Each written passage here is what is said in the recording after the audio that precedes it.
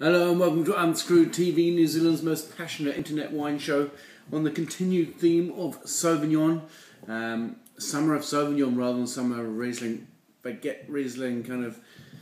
I know there's a big drive and I applaud kind of everybody that's doing it. Angela Clifford, kind of, and Duncan Forsyth from Mount Edward Wines. And Paul Greco from Tawa, New York, a little restaurant that just had this kind of summer of Riesling. They only serve Riesling in the restaurant. Pretty ballsy.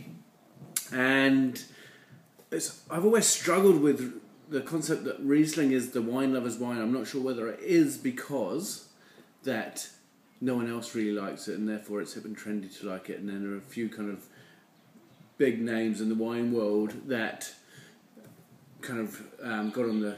or created and started driving this this real appreciation of Riesling, or whether they actually do honestly like it, or whether it is just because they're following the wine critics trend. But for me,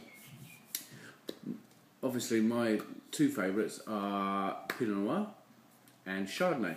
But I do like, only when it's made well, and that probably applies to most wines, Sauvignon Blanc. It is the bread and butter of New Zealand wine. Its price has been kind of dropping away and it's been devalued slightly, and there's a lot more bulk wine going overseas. And given the rise in our dollar, you would have expected more money to be coming into the country. We've actually got less per litre of Sauvignon Blanc. So that was a sad kind of trend.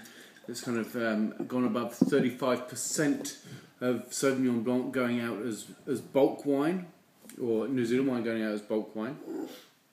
Ironically, as soon as I cracked the cap at that, I could smell the perfume.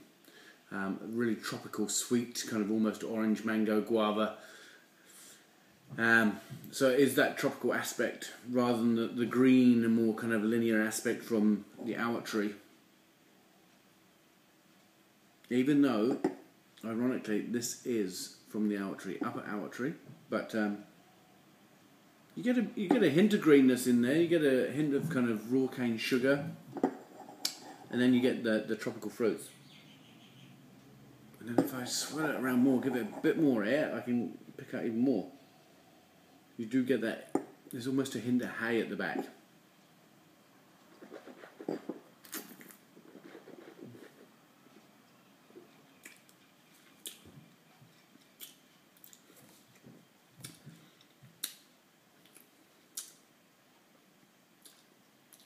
Yep, it's going on and on and on. It doesn't have the rip-roaring acid that a lot of Sauvignon Blancs have had when they've had acid added, tongue twister. But it's got this kind of almost warm fuzziness to it. Now this is at room temperature, but it's really quite full on the palate. Really, really lengthy. It's almost a furriness that it creates in your mouth, a little puckering as well. But the acid is relatively in balance, in check with the rest of the fruit, and the sweetness is down.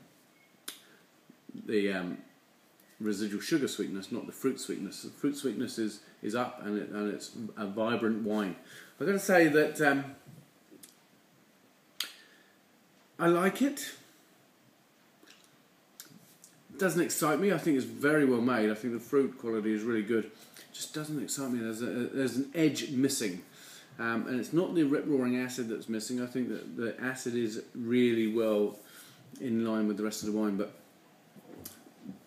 yeah, just something not quite there for me. Great barbecue wine, scallops on the barbie.